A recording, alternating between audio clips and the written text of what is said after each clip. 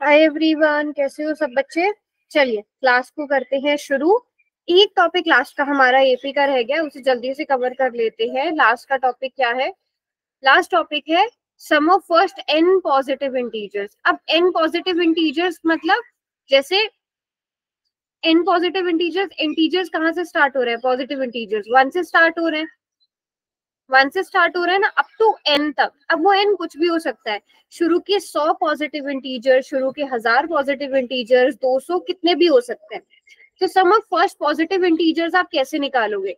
यहाँ पर ए कितना है? 1 बी कितना है? 1 ठीक है। और कितनी टर्म्स का सम और यहाँ पर कितनी टर्म्स निकालनी है आपने? एन टर्म्स का सम निकालना है। ठीक है, एन टर्म्स का सम निकालना है। तो सम क्या होगा? Sum of n terms is equal to n upon 2 into 2a plus n minus 1 into d. D कितना है? और 1 n टर्म्स का निकालना है ना। अब ध्यान से देखना, n upon 2 into 2 plus n minus 1। जल्दी बताओ क्या फॉर्मूला बन गया? फॉर्मूला बनाओ खुद।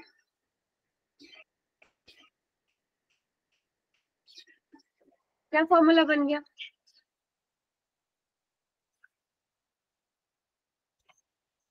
बताओ Tushar. n into n plus 1 divided by 2. और कोई तुषार के लिए? हाँ हाँ बोलो n नैन्सी, जो भी लग रहा है। 1 प्लस n। ओके, और कोई? क्या फॉर्मूला बनेगा? n into n plus 1 upon 2। आप यहाँ पर देखोगे 2 माइनस 1 हो जाएगा 2, n upon 2 into 2 minus 1 1, n plus 1। आप इसको क्या लिख सकते हो? n into n plus 1 upon 2। और ये ना आप लोग 11th में जाके भी दोबारा से पढ़ने वाले हो कि sum of first n terms का, sum of first positive integers का फॉर्मूला क्या होता है? n into n plus 1 upon 2। अब ये देखो यूज कैसे होगा। अगर आपको बोला जाए find the sum of first 10 positive integers, आपने n की जगह क्या ले लेना है? n की जगह क्या लेना है? बस फर्स्ट 10 पॉजिटिव इंटीजर्स, या फिर sum of first sum of 10 natural number, first 10 natural number. n की जगह आप क्या लोगे? बस 10 लोगे। n की जगह आपने 10 पुट कर दिया, 10 into 10 plus 1 upon 2 which is equals to 10 into 11 upon 2 and this is equals to 11th में भी एपी है, 11th में भी एपी है, एपी के बाद और जीपी भी पढ़ोगे, 11th में भी एपी है। इन्हीं चीजों का एक्सटेंडेड वर्जन आप 11th में पढ़ने वाले हो। अगर ये बेसिक्स क्लियर नहीं होंगे फिर 11th के भी नहीं कर पाओगे। ठीक है, तो सम ऑफ फर्स्ट 50 नेचुरल नंबर क्या हो जाएगा? जल्दी कैलकुलेट करो। फर्स्ट 50 नेचुरल नंबर्स का सम क्या हो जाएगा? n into n plus 1 upon 2।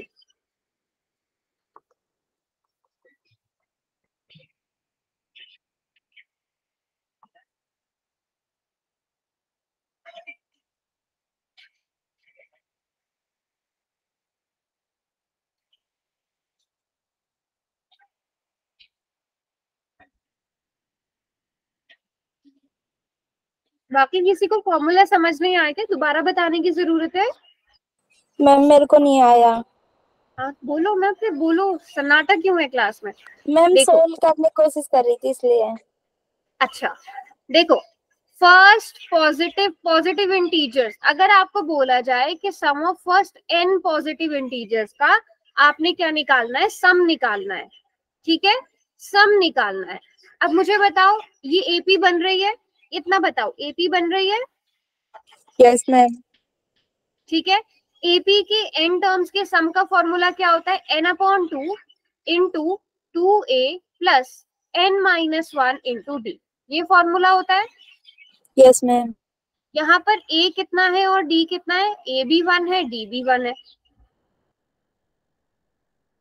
है ना नैन्सी? Yes ma'am. अब हम इसको फॉर्मूला में पुट करेंगे, n अपॉन 2 इंटू 2 1 ज़ा 2 प्लस n माइनस 1 इंटू 1 भी n माइनस 1 होगा, होगा कि नहीं? Yes ma'am. अब हम इसे और सॉल्व करेंगे, n upon 2 into 2 plus n minus 1, 2 minus 1 कितना हो जाएगा? 1। 1। तो आप इसे n प्लस 1 लिख सकते हो। Yes ma'am. फॉर्मूला क्या बन गया? n into n plus 1 upon 2, किसका? Sum of first n natural numbers या फिर sum of first n positive integers. अगर आपको बोला जाए कि आपको फर्स्ट 10 पॉजिटिव इंटीजर्स का मतलब ही नेचुरल नंबर होता है, sum of first 10 positive integers निकालना है, तो अब आपको सम ऑफ n टर्म्स का फॉर्मूला लगाकर पहले एपी बनाकर लिखोगे, वो सब करना ही नहीं पड़ेगा। आप direct n is equals to कितना ले लोगे यहाँ पर? 10। 10। तो 10 into 10 plus 1 upon 2 which is 10 into 11 upon 2, this is equals to 55। बात समझ में आई? Yes ma'am. अगर आपको बोला जाए सम ऑफ फर्स्ट 50 नेचुरल नंबर, बताओ क्या हो जाएगा?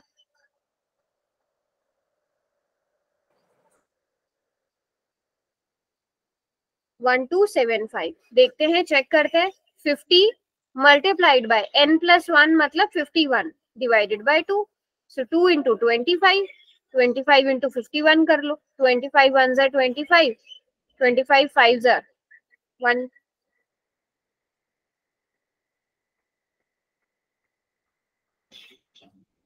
1075। 1275। 10। 1275 किसका आ रहा है फिर? 1275 आ रहा है सब बच्चों का, तो यस मैम 1275 आएगा। 1275 आ जाएगा ना?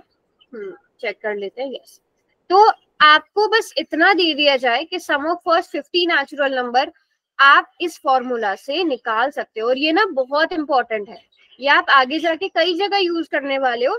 सम of first n positive integer या sum of natural numbers, n natural numbers क्या होगा? n into n plus 1 upon 2। ठीक है, अब देखो sum of first 1000 positive integers क्या होगा, जल्दी से कैलकुलेट करो।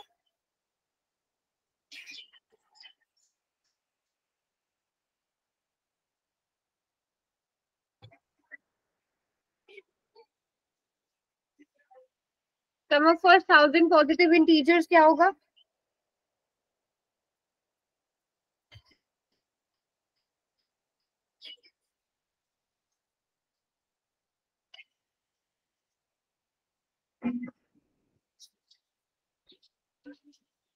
ओके, दो बच्चों ने कैलकुलेट किया है।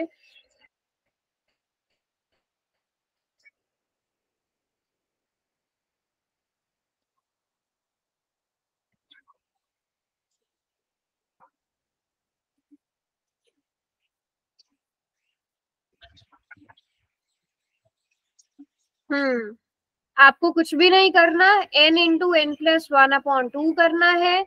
n की जगह आप 1000 लोगे, n प्लस 1 की जगह 1001 हो जाएगा, डिवाइडेड बाय 2 करोगे, तो 2 5 ज़ा 10, 0 0।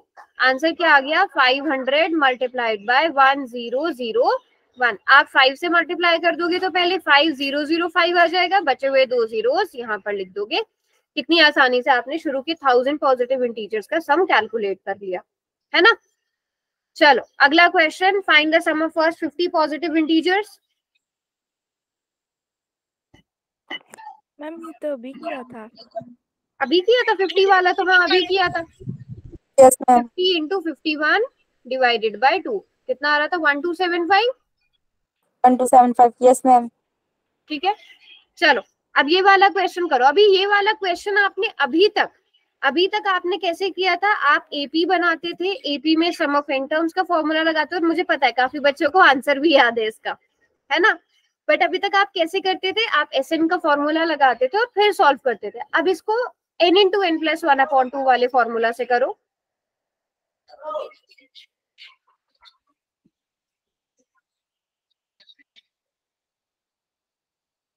चलिए जी, 2 बच्चों ने आंसर कर भी दिया है, 4 बच्चों ने। सिंपल सा फॉर्मूला है, वेरी गुड,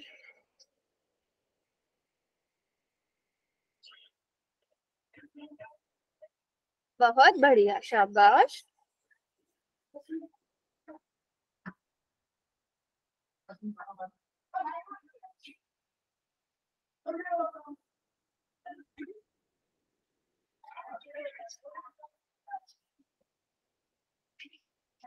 दस बच्चों ने आंसर किया है 15 में से।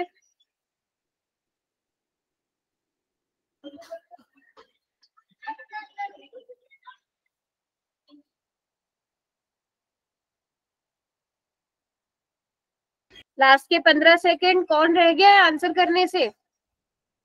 प्रियांश, भागी, अक्षय। किसने नहीं किया? भागी, प्रियांश, अक्षय तीनों ने कर दिया।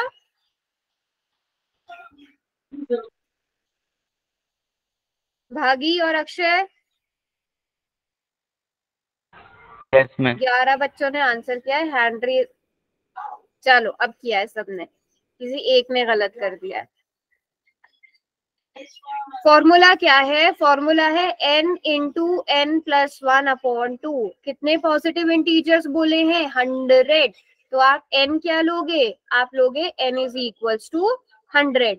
n की जगह 100 पुट करेंगे, 100 प्लस 1/2। तो 100 मल्टीप्लाइड बाय 1, 101 डिवाइडेड बाय 2। अब यहाँ पर आप कर सकते हो 2 50s और 100। 50 को मल्टीप्लाई करना है 101 से, पहले 5 से मल्टीप्लाई करोगे तो 505 आएगा, बचेगा 0। ये 4950 कैसे आ रहा है? माइनस कर दिया। किसने किया है? Option C. ऑप्शन सी किस बच्चे ने किया है?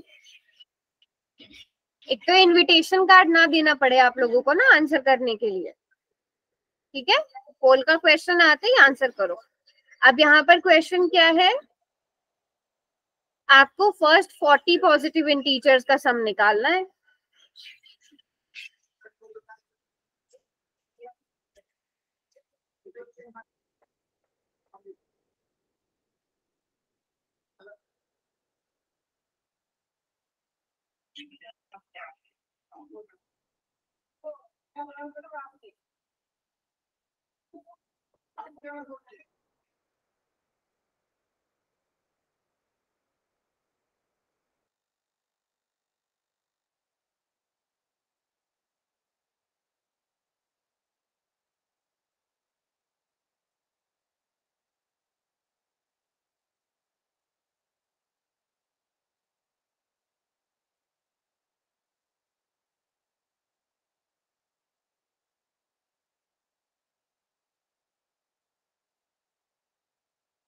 लास्ट के 25 सेकंड और 2 बच्चे रह गए हैं बेटा।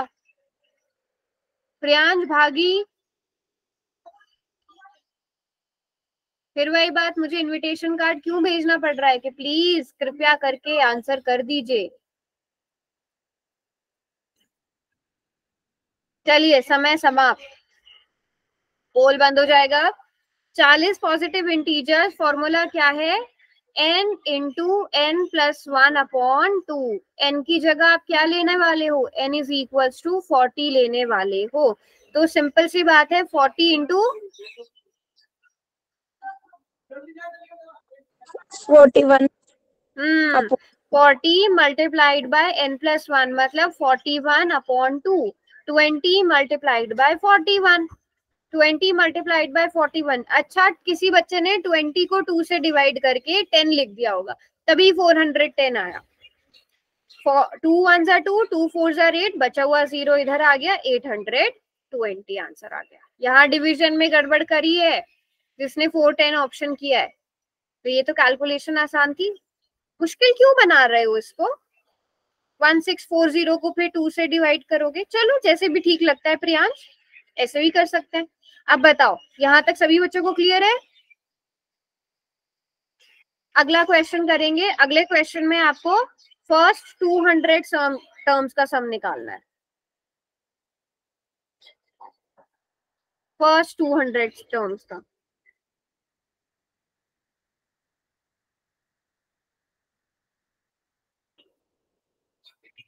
जोया लेट क्लास जो नहीं, जोया की बीच में कट हो गई शायद, है ना?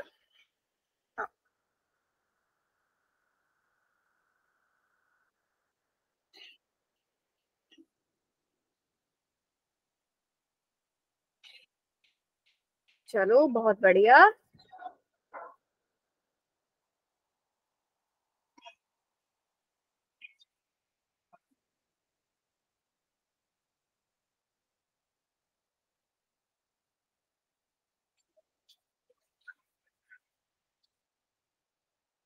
लास्ट के 15 सेकेंड्स।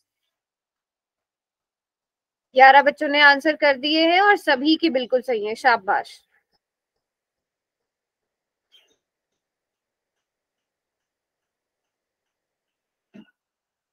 Very good. इस बार किसी ने कोई कैलकुलेशन मिस्टेक नहीं करी। तो अब तो डायरेक्ट ही करा देती हूँ। 200 मल्टीप्लाइड बाय 201 डिवाइडेड बाय 2। तो 100 मल्टीप्लाइड बाय 201। ये क्वेश्चन तो सबसे ही आसान था फिर, है ना? कितना आ जाएगा? 20100। Option C. ये क्वेश्चन तो फिर सबसे ही आसान था। चलिए जी, तो यहां तक सभी बच्चों को क्लियर है? बस ये एंड वाला टॉपिक हमने एपी का करना था और इसी के साथ हमारा होता है चैप्टर पूरा। हमने ऑलमोस्ट हर तरह का क्वेश्चन कर लिया है। मैंने आपको ये भी सिखा दिया था कि S n into S minus one is equal to A n होता है। हमने सम ऑफ एन टर्म्स का फॉर्मूला भी पढ़ लिया था। हमने इसमें दो इक्वेशंस बना के कैसे सॉल्व करते हैं वो भी सीख लिया था। एनएच टर्म कैसे निकालते हैं, सभी तरह के ऑलमोस्ट हमने लगभग सारे क्वेश्चंस कवर करने की कोशिश करी है इस चैप्टर में। फिर भी जब आपके एग्जाम्स होने वाले होंगे, जब रिवीजन करना होगा, तो हम और नए तरह के क्वेश्चंस ढूंढकर करेंगे। अब ट्रिग्नोमेट्री शुरू करते हैं, जिसका सभी को बहुत दिन से इंतजार था। ठीक है, पहले थोड़े से बेसिक्स कवर करेंगे। ट्रिग्नोमेट्री होती क्या है? ट्रिग्नोमेट्री होती क्या है? ट्राइगोनमेट्री। ट्राई मतलब 3, गॉन मतलब साइड्स, एंड मेट्री मतलब मेजरमेंट। ठीक है, इन 3 वर्ड से मिलकर बना है 3 साइड्स मेजरमेंट। तो 3 साइड्स किसकी होती है? ट्राइंगल की। तो ट्राइंगल की 3 साइड्स की मेजरमेंट के बारे में पूरा चैप्टर रहता है ये जो ट्रिग्नोमेट्री है। ठीक है, अब यहाँ पर हम करेंगे क्या? तो trigonometry is a measurement of 3 sides या फिर 3 एंगल्स ऑफ अ ट्राइंगल। तो ट्रिग्नोमेट्री होती क्या है? अगर आप देखो, ट्रिग्नोमेट्री जैसे एलजेब्रा है। एलजेब्रा में हम क्या पढ़ते हैं? जितना हमारा जितने जैसे पॉलिनोमियल्स हो गए, है ना, पॉलिनोमियल्स हो गए, ये एलजेब्रा में आ जाते हैं। जहां पर हमारे पास एक्स वाई, ये जो इंग्लिश के अल्फाबेट्स इंट्रोड्यूस होने जब स्टार्ट हो जाते हैं ना, ये सब एलजेब्रा में आता है। ठीक है, अरिथमेटिक में जैसे हमने एपी वाला चैप्टर किया, ये अरिथमेटिक में आ जाता है। ठीक है, नंबर सिस्टम में आ जाता है। आप वो करते हो, मीन मीडियन मोड निकालते हो, वो स्टैटिस्टिक्स में आ जाता है। ठीक है, और ज्योमेट्री आ जाता है। ज्योमेट्री में क्या आता है? जैसे ज्योमेट्री में आप लोग पढ़ते हो ट्राइंगल्स के एंगल्स के बारे में, प्रॉपर्टीज के बारे में, पैरेलल लाइंस के बारे में, लाइंस के बारे में, एंगल्स के बारे में। तो वो चीजें किस में आ जाती है? ज्योमेट्री में आ जाती है। तो वैसे ही मैथ्स की एक ब्रांच है क्या? ट्रिग्नोमेट्री, जिसमें हम किसकी स्टडी करते हैं? ट्रिग्नोमेट्री में हम स्टडी करते हैं relationship between the sides and angle of a triangle. एक ट्राइंगल के एंगल्स और साइड्स के बीच में क्या रिलेशन होता है, उसकी स्टडी को हम क्या कहते हैं? ट्रिग्नोमेट्री कहते हैं। तो ट्रिग्नोमेट्री में हम यही सब पढ़ने वाले हैं। और ये कौन से ट्राइंगल्स पर यूज होती है? राइट एंगल ट्राइंगल्स पर यूज होती है ट्रिग्नोमेट्री। ठीक है, अब जब राइट एंगल ट्राइंगल्स पर यूज हो रही है तो इसका यूज कहाँ कहाँ? ट्रिग्नोमेट्री समझ लो मैथ्स का एक बहुत इंपॉर्टेंट वो है। जितने भी आप मतलब हमारी बिल्डिंग्स की हाइट मेजर करने के लिए, ठीक है, किसी भी चीज की लेंथ डिस्टेंस नापने के लिए, इन सब चीजों में किसका यूज होता है? ट्रिग्नोमेट्री का यूज होता है। ट्रिग्नोमेट्री का बहुत ज्यादा यूज होता है। किसी बिल्डिंग की हाइट नापनी है, ठीक है, मान लो आप यहाँ पे खड़े हो, ये बिल्डिंग की हाइट है, तो हम एक राइट एंगल बनाने की ट्राई करते हैं और उस हिसाब से हम अलग अलग रेशियोज बनाकर इस बिल्डिंग की हाइट पता करते हैं। किसी बिल्डिंग की हाइट मेजर करने के लिए ट्रिग्नोमेट्री का यूज होता है। Depth of submarine from the water of surface, अब ये वाटर सरफेस है, यहाँ पर पनडुब्बी, सबमरीन क्या होता है? पनडुब्बी। अब ये इसकी कितनी गहराई में है ये पता करना है हमें, तो हम ट्रिग्नोमेट्री का यूज करते हैं। किसी लेडर की लेंथ, किसी सीढ़ी की लंबाई नापनी है, वही लेंथ नापने के लिए, finding height of aeroplane from the ground.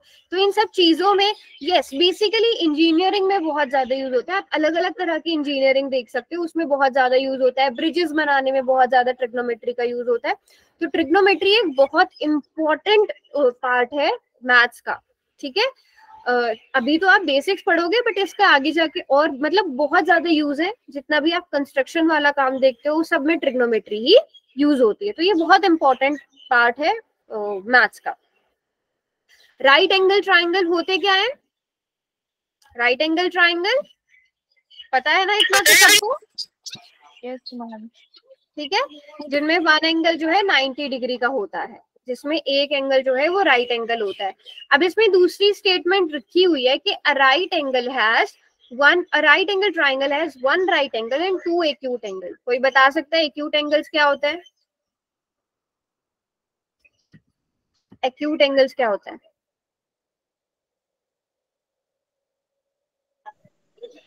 जो एंगल 90 डिग्री से बड़ा और 90 डिग्री से छोटा होता है। रिकॉर्डिंग की साइड में पता नहीं बेटा, ये गूगल मीट के कुछ कुछ अपडेट्स होते हैं तो पता नहीं। 90 से बड़ा प्रियांश? हाँ। जो एंगल 0 से बड़ा और 90 से छोटा होता है। तुषार ने भी सही बोला, मुस्कान ने भी सही बोला। प्रियांश अगर 90 प्लस ले रहे हो, ठीक है, एक एंगल ऑलरेडी 90 प्लस है, दूसरे वाले को भी 90 से बड़ा ले लिया, तीसरे वाले को भी 90 से बड़ा ले लिया, इनका सम कितना आ रहा है? मैं ऐसे कह रहा हूँ दो एंगलों का सम 90 होगा। ओके, दोनों एंगल्स का सम 90 डिग्री होगा, ठीक है, ये भी ठीक है, ये भी ठीक है। बिगर देन 0 डिग्री और लेस देन 90 डिग्री। आपने जो बोला प्रियांश, हाँ वो भी सही है, बट जो प्रॉपर देखो एक्यूट एंगल की बात करते हैं ना, सिर्फ अगर एक एक्यूट एंगल की बात हो रही है तो उसमें हम क्या करेंगे, 0 डिग्री से 90 डिग्री के बीच में।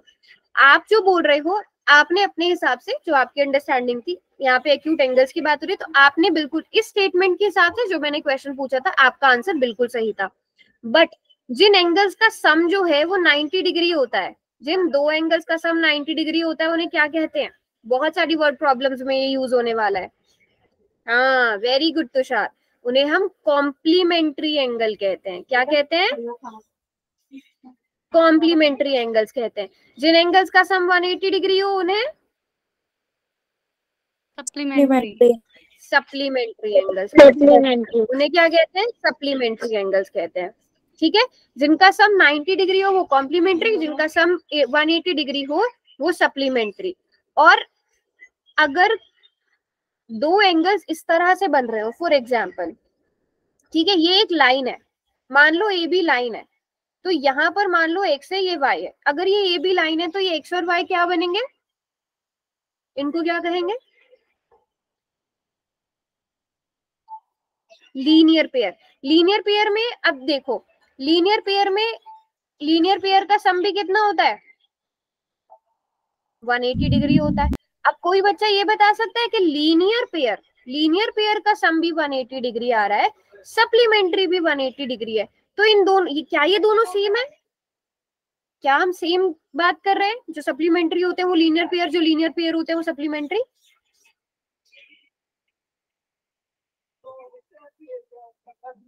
क्या सेम बात है?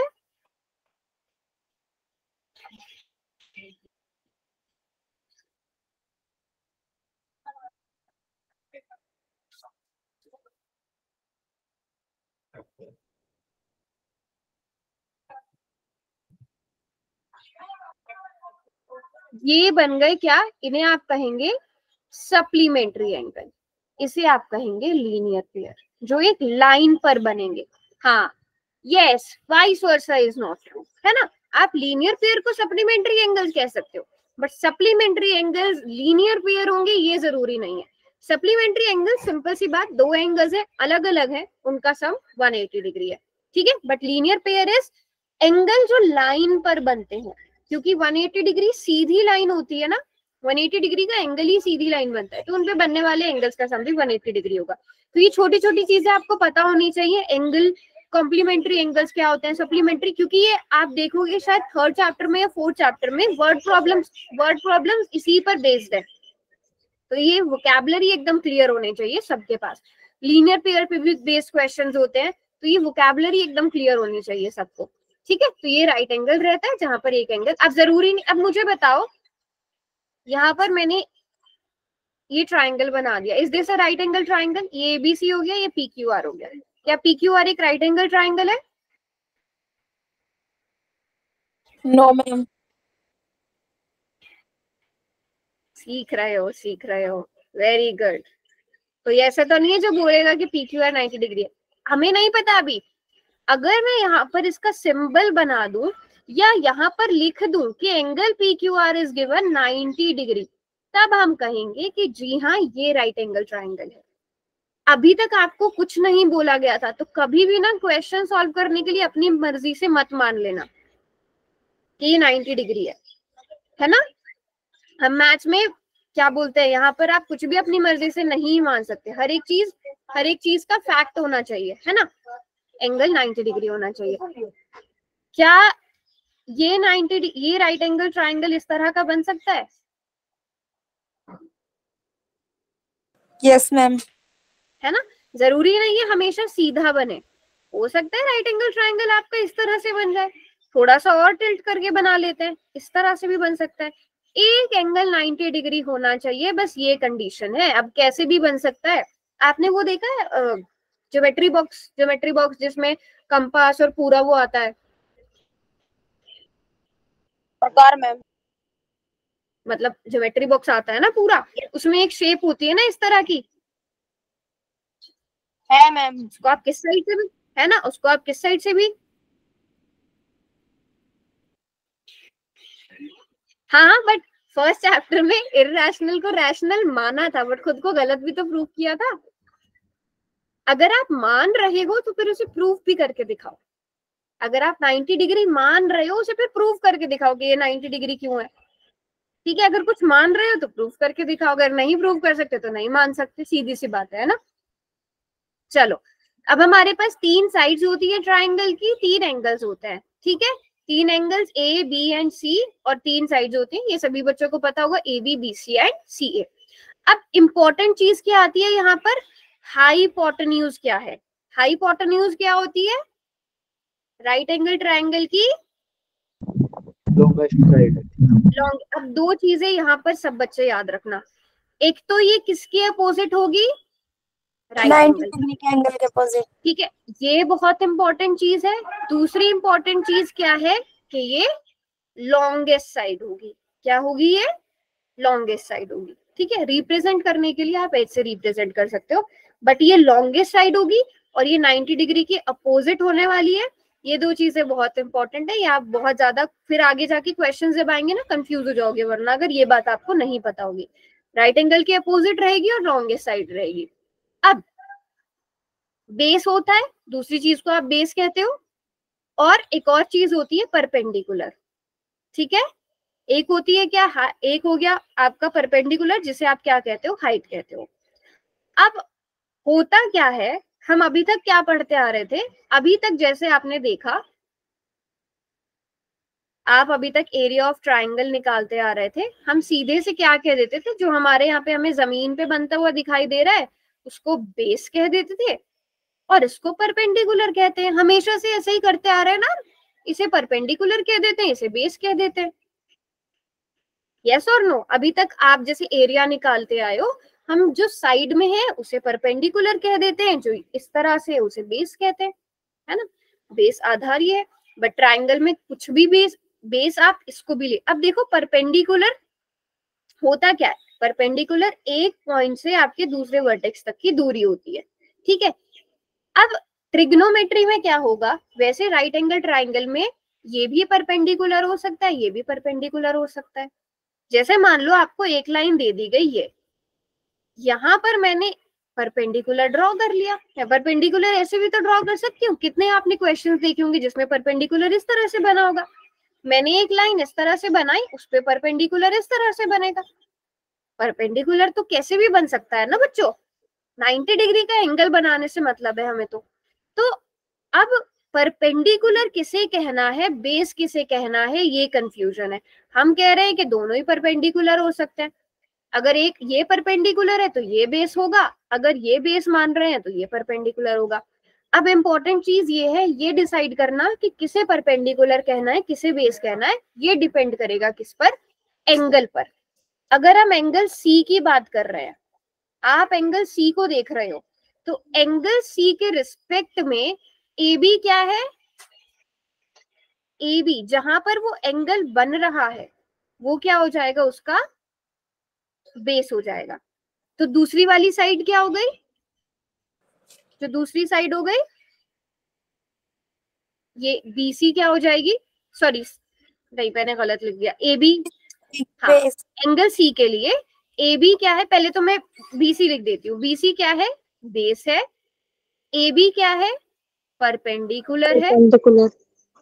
ठीक है, परपेंडिकुलर। और हाइपोटेन्यूज के लिए कोई एंगल नहीं देखना, हाइपोटेन्यूज सिंपल 90 डिग्री के सामने वाली साइड, ये हाइपोटेन्यूज है।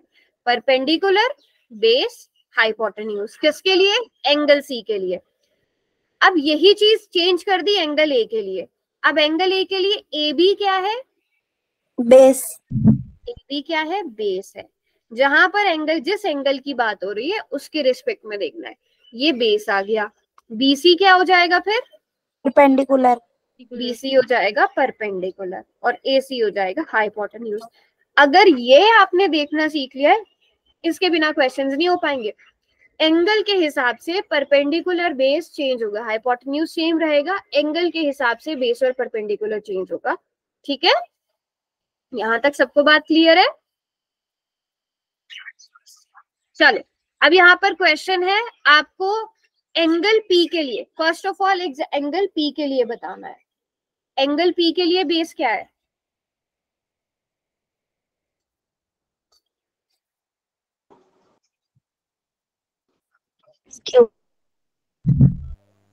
P Q. एंगल पी के लिए P Q which is 3 centimetre, और परपेंडिकुलर क्या है, R Q which is 4 centimetre, है ना। अब एंगल आर के लिए बात करते हैं। एंगल आर के लिए आर क्यू बेस और परपेंडिकुलर। और किसी की साइड से आवाज,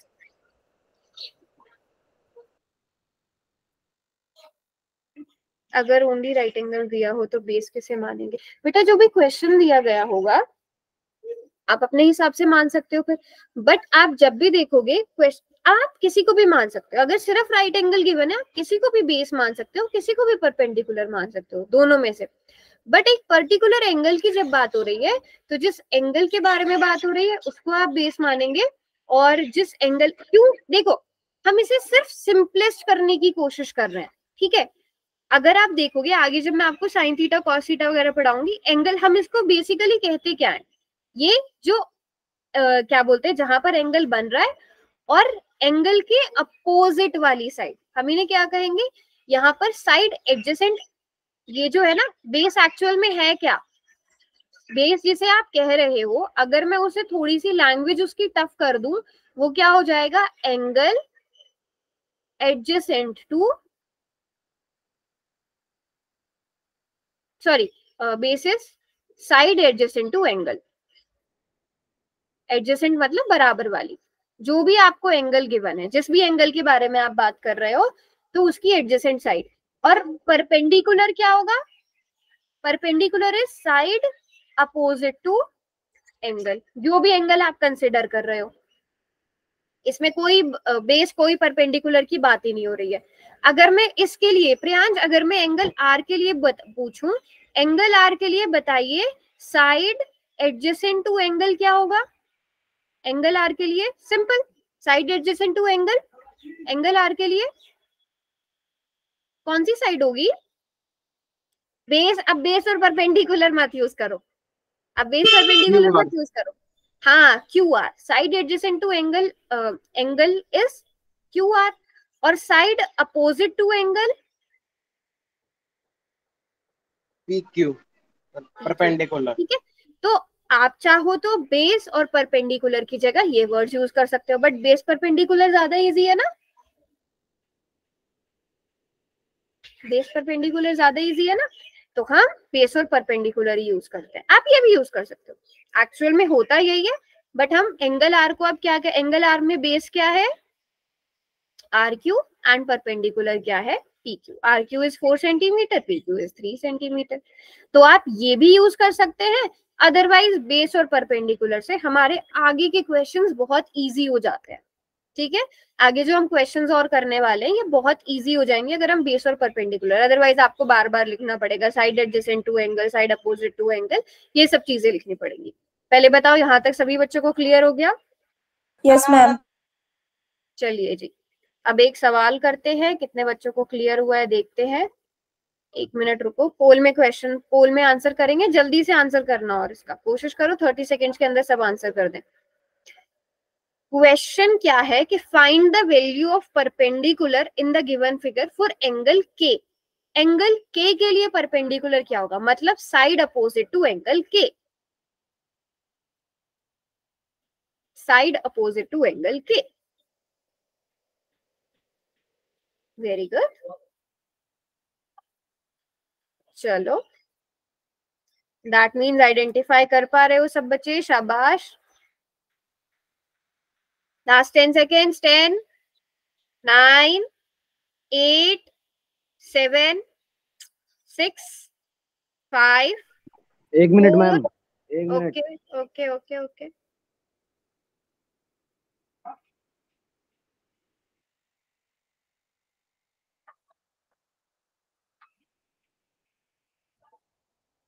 किस किसने आंसर कर रखा है, हैंड रेज करना।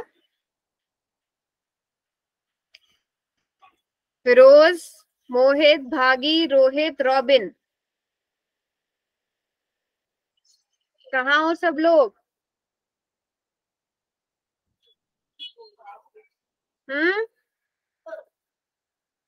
बेटा 17 में से 12 बच्चे आंसर कर रहे हैं पूरी क्लास में। प्रियांश हो गया, भागी, रॉबिन, मोहित। चलिए समय समाप्त। अब ये क्वेश्चन कितना आसान क्वेश्चन था, 2 बच्चों ने ये क्वेश्चन गलत करा है। एंगल के लिए पूछा है, एंगल के लिए अगर हम एंगल के की बात करें, एंगल के जिस पर बन रहा है हम उसे क्या कहेंगे, बेस कहेंगे। तो ये हो गया हमारा बेस, लेकिन इसके साइड वाली जो साइड है वो क्या हो जाएगा, परपेंडिकुलर। इसके लिए ये हो जाएगा परपेंडिकुलर। तो आंसर क्या होना चाहिए, 4 सेंटीमीटर। अब कुछ बचे 3 सेंटीमीटर। बेटा एंगल के लिए पूछा गया है, एंगल के में देखो ये बेस है, इसके सामने वाली साइड, जबकि मैंने बोल भी दिया था साइड अपोजिट टू एंगल के, मैंने बोल भी दिया था ना साइड अपोजिट टू एंगल के परपेंडिकुलर होगा, 4 सेंटीमीटर आंसर आना चाहिए था। तो बेटा क्लास में थोड़े से अटेंटिव रहा करो, ये तो बेसिक बेसिक सी चीजें हैं। 3 बच्चों ने बल्कि गलत किया ये क्वेश्चन, बहुत गलत बात है ये तो। चलिए अगला क्वेश्चन करिए, find the value of perpendicular in the given figure for angle M. अब एंगल एम के लिए बताना है कि परपेंडिकुलर कौन है, ये तो सभी बच्चे ठीक कर दोगे खैर।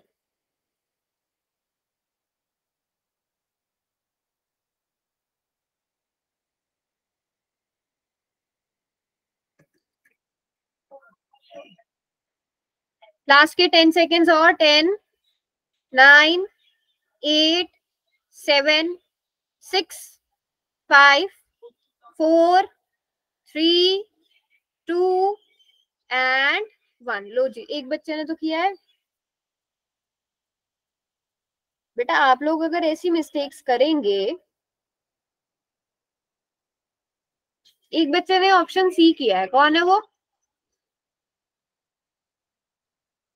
ये क्या है, इसको तो डिस्कस ही नहीं करना, ये तो फिक्स्ड है। क्या है ये, हाई इंपॉर्टेंट न्यूज है, फिक्स्ड है ये, इसके बारे में नहीं सोचना। बेस और परपेंडिकुलर में 90 डिग्री के सामने वाला एंगल हाइपोटेन्यूज। एक बच्चा कर रहा है 12 सेंटीमीटर, 12 सेंटीमीटर है बेटा यहाँ पे, हाँ 12 सेंटीमीटर है कहीं पे तीनों साइड में से? 2 बच्चों ने 12 सेंटीमीटर कर दिया, क्या कर रहे हो आप लोग? आप लोगों से तो ये उम्मीद बिल्कुल भी नहीं थी मुझे। 12 सेंटीमीटर कहाँ से कर रहे हो?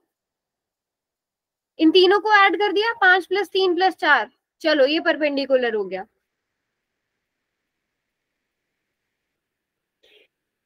हद करते हो। एंगल एम, एंगल एम के लिए, ये एंगल एम है, एंगल एम के लिए परपेंडिकुलर क्या है? एंगल एम जिस लाइन पर बन रहा है वो वाली साइड बेस कहलाएगी, ये वाली साइड बेस कहलाएगी, और side opposite to angle M perpendicular हो जाएगा। तो यहाँ पर परपेंडिकुलर कितना है? 3 सेंटीमीटर है। कहाँ से आप लोग 5, अगर 4 सेंटीमीटर करते ना मुझे समझ आता कि चलो कंफ्यूजन हो गई होगी। ये 12 सेंटीमीटर और 5 सेंटीमीटर कैसे कर रहे हो बेटा? ये हाइपोटेन्यूज है, ये हाइपोटेन्यूज है, इसको तो बिल्कुल भी मत देखो, ठीक है? 90 डिग्री के सामने वाला एंगल हाइपोटेन्यूज है। सिर्फ इन दो के बीच में डिस्कशन होना चाहिए कि कौन परपेंडिकुलर है कौन बेस है। जिस एंगल के बारे में बात की गई है, एंगल एम के बारे में बात की गई है, तो जिस साइड पे एंगल एम बन रहा है वो बेस, उसके सामने वाली साइड परपेंडिकुलर। लेकिन अगर एंगल के बारे में बात हो रही है तो एंगल के हिसाब से जिस पर एंगल के बन रहा है वो वाली साइड बेस, उसके सामने वाली साइड परपेंडिकुलर। ध्यान रखना अब इन चीजों का। अगला क्वेश्चन करेंगे। Yes, B option correct. अगला क्वेश्चन करो जल्दी से। Find the value of base in the given figure for angle K. Angle के लिए बेस निकालना है, बेस कितना होगा?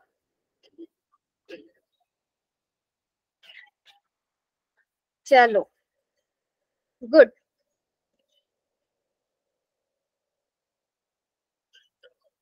10 सेकेंड्स लास्ट के। 10, 9, 8, 7, 6, 5, 4, 3, 2 एंड 1।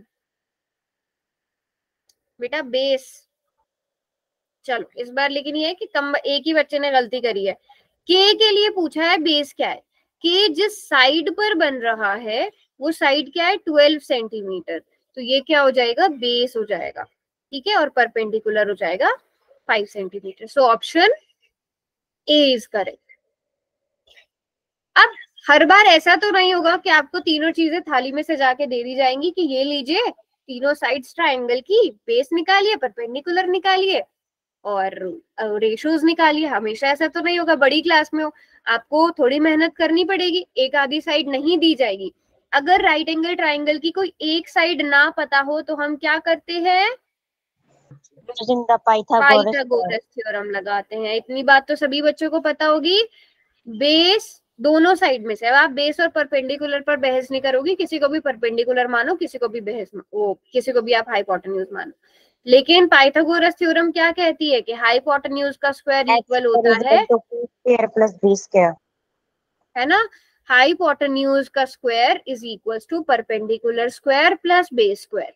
मुझे लगता है कि ये थ्योरम तो सभी बच्चों को आती होगी, पाइथागोरस थ्योरम, है ना? मैथ्स का बिल्कुल बेसिक है ये। पाइथागोरस थ्योरम तो सबको आनी चाहिए। Hypotenuse square is equal to perpendicular square plus base का स्क्वायर, है ना? चलिए अब यहाँ पर एक क्वेश्चन आप लोग करेंगे। क्वेश्चन क्या है? Find the hypotenuse of right angle in the given figure. देखते हैं कितने बच्चों को आती है पाइथागोरस थ्योरम। आसान आसान से, चैप्टर का शुरुआत है ना, तो हम आसान आसान क्वेश्चन करने वाले हैं आज तो।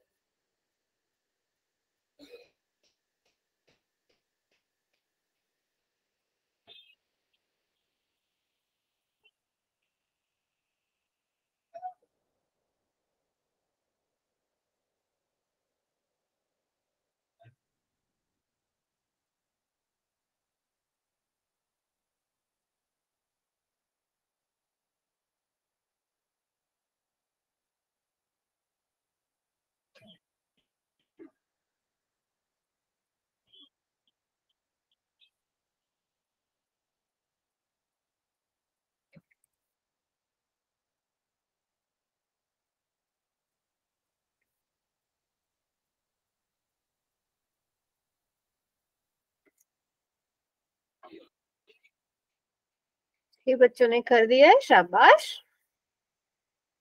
कितना टाइम लग रहा है बच्चों क्वेश्चन सॉल्व करने में?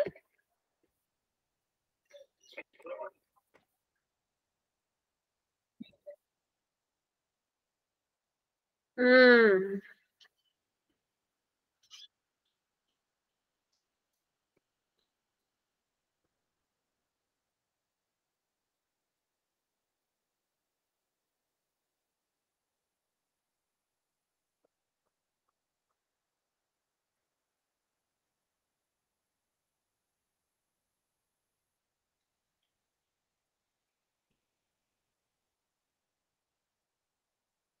10 बच्चों ने आंसर किया पूरी क्लास में से।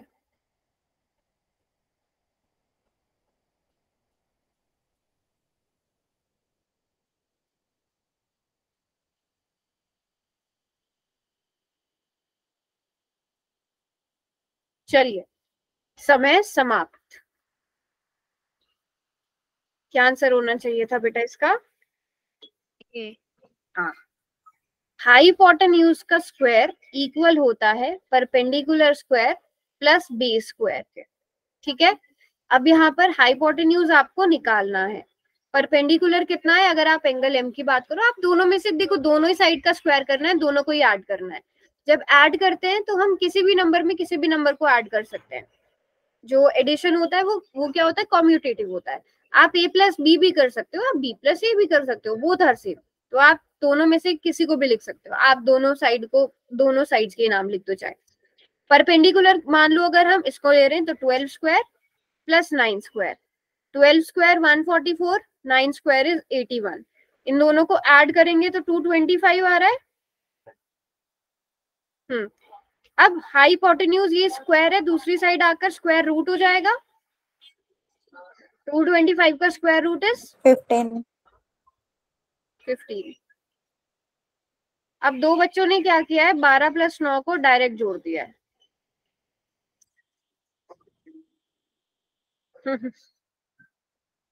आपको क्या लगता है ये ऑप्शन ऐसे ही तुक्के मार के मैंने ऑप्शन ऐसे ही रखे होते हैं? मुझे पता है ना क्या मिस्टेक्स करोगे, वैसे ही ऑप्शंस बनाए हुए होते हैं।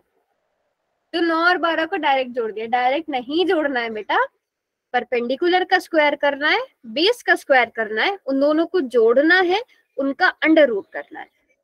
ठीक है, 15। ठीक है, चलिए आगे बढ़ते हैं।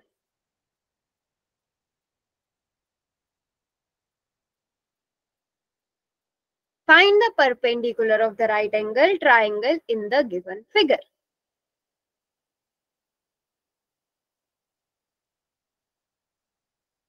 आपको परपेंडिकुलर निकालना है एंगल सी के लिए। ये ए बी साइड, परपेंडिकुलर का मतलब यहाँ पर क्या है कि साइड ए बी।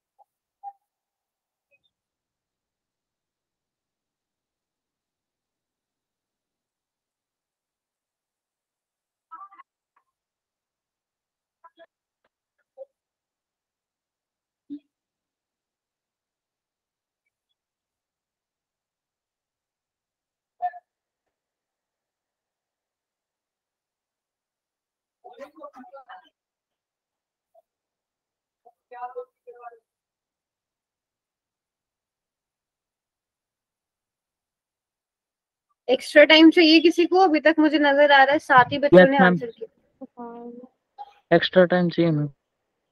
चलो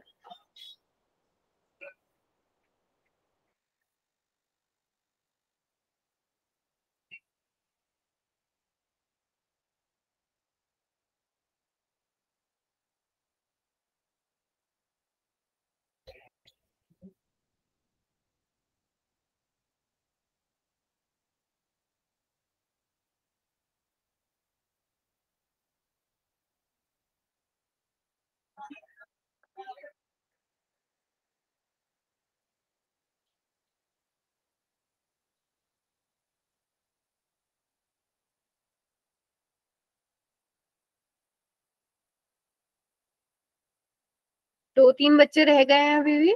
हाँ।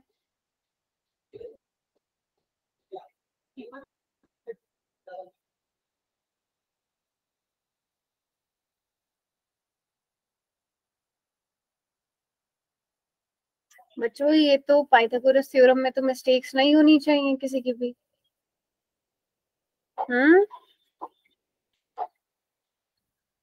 पाइथागोरस थ्योरम क्या कहती है कि hypotenuse square is equals to perpendicular square plus base square. अब हाइपोटेन्यूज कितना है यहाँ पर 25, तो 25 का square is equals to perpendicular आपने निकालना है, बेस आपके पास 24 है। 25 square minus 24 square is equals to perpendicular का स्क्वायर। करेक्ट।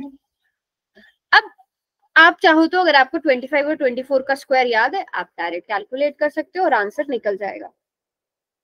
कोई और मेथड बता सकते हैं इसे सॉल्व करने का?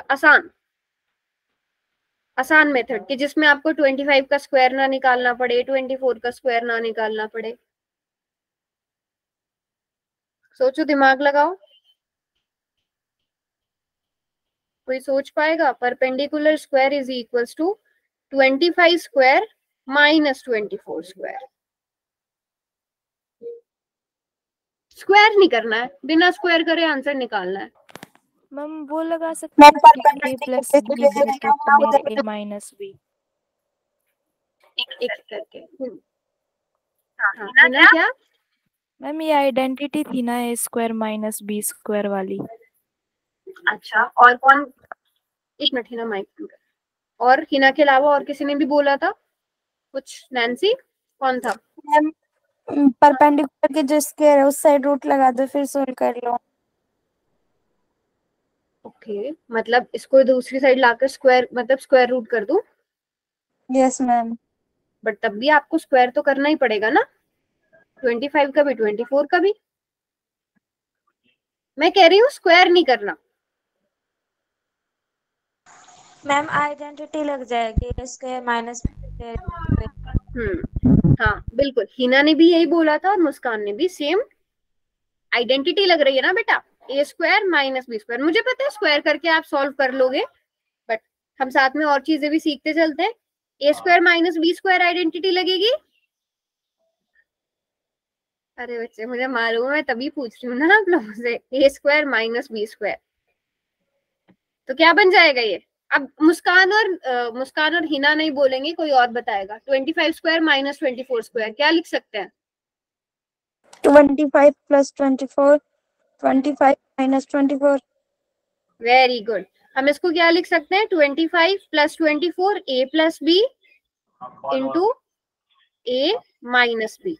सो this is 49 into 1 which is 49। अब देखो क्वेश्चन कितना इजी हो गया। p is equals to under root 49 which is equals to 7 centimetre. Square करके तो आप लोग कर ही लोगे, उसमें तो कोई बड़ी बात नहीं है, बट अल्टरनेट मेथड भी मैंने बता दिया। अच्छा हाँ मैम जब इनके बीच में प्लस का साइन होगा जब स्क्वायर करना पड़ेगा ना। तब स्क्वायर करना पड़ेगा, तब स्क्वायर करना पड़ेगा। तभी इसलिए मैंने पिछले क्वेश्चन में नहीं बोली ना ये बात, बट यहाँ पर आप कर सकते हो बड़े नंबर से। मतलब आपकी मर्जी है। देखो मेथड कोई भी गलत नहीं है, आप दूसरा मेथड लगाओगे। काफी बच्चे ऐसे होंगे जिनको 25 का स्क्वायर भी पता होगा और 24 का स्क्वायर भी पता होगा, उनके लिए तो वो बहुत ईजी है। तो मल्टीपल मेथड्स आपको पता होना चाहिए, आपको जो बेटर लगता है आप वो करो, ठीक है। ऐसा नहीं बोल रही हूँ ए प्लस बी ए माइनस बी करना है, बट अगर ये इजी लगता है तो इससे सॉल्व करो और दूसरा मेथड इजी लगता है तो दूसरे मेथड से सॉल्व करो। चलिए अगला सवाल, और अब 4 मिनट बाकी है, 2 मिनट के अंदर ये क्वेश्चन सॉल्व करने की कोशिश करो। ये मुझे लगता है आसान है और ये भी हो जाएगा ए plus B into A minus B से।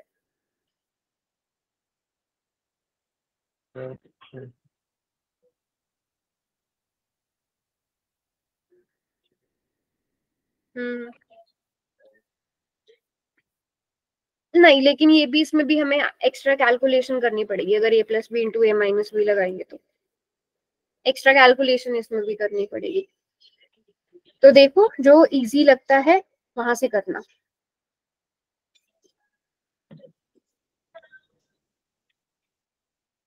चलिए समय शुरू होता है अब।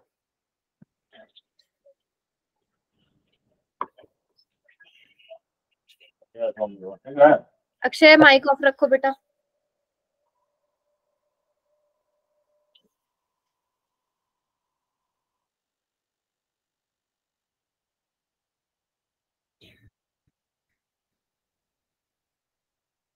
वैसे बस इसमें 26 का स्क्वायर निकालने की जरूरत है, 10 का स्क्वायर तो मुझे लगता है सारे बच्चों को याद ही होगा।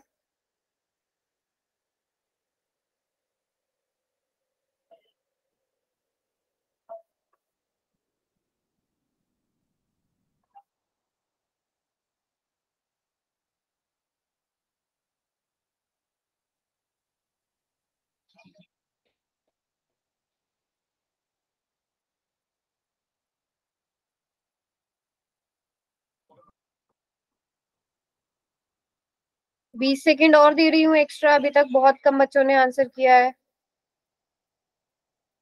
8 बच्चों ने आंसर किया है अभी तक।